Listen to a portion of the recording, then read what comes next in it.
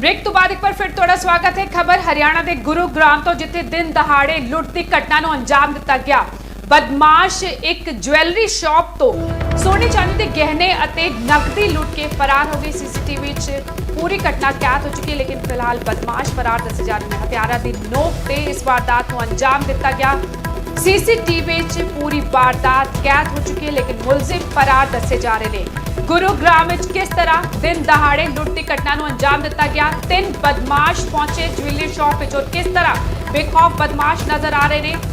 दुकानदार नूं jewellery shop के मालिक नूं पहला उस ते हमला किया गया ते उस तो बाद सोने चांदी के गहने अते नगदी लुट के बदमाश फरार हो गए। दिन दहाड़े लुट की इस घटना को अंजाम दिता गया। कल बेखौफ बदमाश सीसीटीवी पूरी वारदात कैद और मुलजिम फरार दसे जा रहे हैं। इस बुलेटिन फिलहाल नहीं, लेकिन न्यूज़ 18 पंजाब हरियाणा हिमाचल की खबरों का सिलसिला लगातार जारी। First, he has moved a motion for consideration of Farmers Produce Trade and Commerce Promotion and Felicitation Bill 2020. Motion moved. Minister कुछ बोलना चाहे तो बोलिए।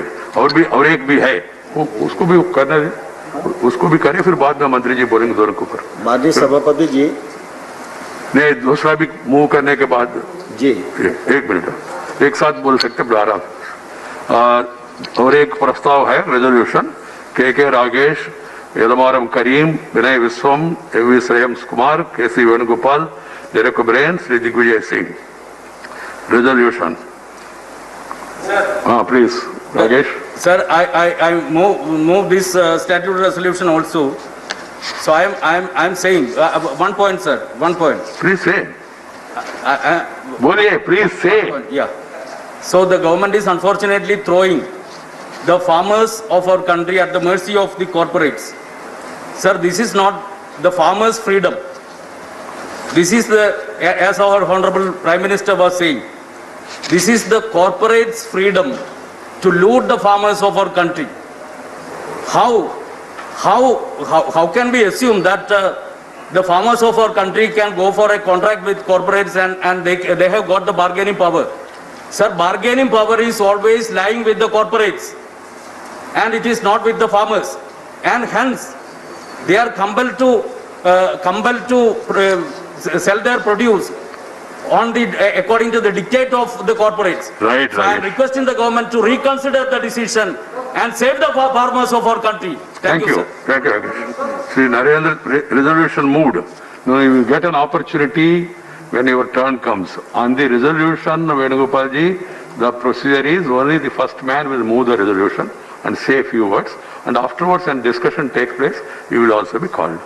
Sri Narendra Singh Tomar to move a motion for consideration of the Farmers Empowerment and Protection Agreement on Price Assurance and Farm Service Bill 2020. Minister. Moving the second one also for दूसरा भी उस प्रस्ताव को भी consideration के लिए आप move करना। माननीय चेयरमैन सर, मैं प्रस्ताव करता हूं कृषक सशक्तिकरण और संरक्षण, कीमत आश्वासन और कृषि सेवा पर करार विधेयक 2020 पर विचार किया जाए। ठीक, ये दोनों मोशंस, पहला वाला और दूसरा वाला कृषि संबंधित है और मंत्री जी एक ही है, इसलिए दोनों मिलके हम लोग चर्चा करें। दोनों प्रस्ताव उन्होंने सभा समक्ष में रखा है। आप कुछ बोलना चाहे थे? You want to say something? माननीय सभापति जी, ये जो दोनों बिल लोकसभा से पारित होकर आज राज्यसभा में विचार के लिए आए हैं, ये दोनों बिल ऐतिहासिक हैं और किसानों के जीवन में क्रांतिकारी बदलाव लाने वाले हैं। इस बिल के माध्यम से किसान को अपनी फसल किसी भी स्थान से किसी भी स्थान पर मनचाही कीमत पर बेचने की स्वतंत्रता होगी। इन विधेयकों से किसान को महंगी फसलें पैदावार करने का अवसर मिलेगा और ये विधेयक इस बात का भी प्रावधान करते हैं कि बुआई के समय ही जो करार होगा उसमें कीमत का आश्वासन किसान को मिल जाएगा, किसान की संरक्षा हो सके, किसान की भूमि के साथ किसी Please, from छेड़छाड़ the gallery, हो सके, somebody is speaking. इसका प्रावधान भी इन विधेयकों में किया गया है। माननीय सभापति जी, जो कृषि उपज के व्यापार से संबंधित विषय है, हम सब जानते हैं कि देश का किसान देश का सबसे बड़ा उत्पादनकर्ता है, लेकिन इस उत्पादनकर्ता को अपनी फसल मनचाही कीमत पर बेचने की स्वतंत्रता नहीं थी, मनचाहे स्थान और मनचाहे व्यक्ति को भी बेचने की स्वतंत्रता नहीं थी।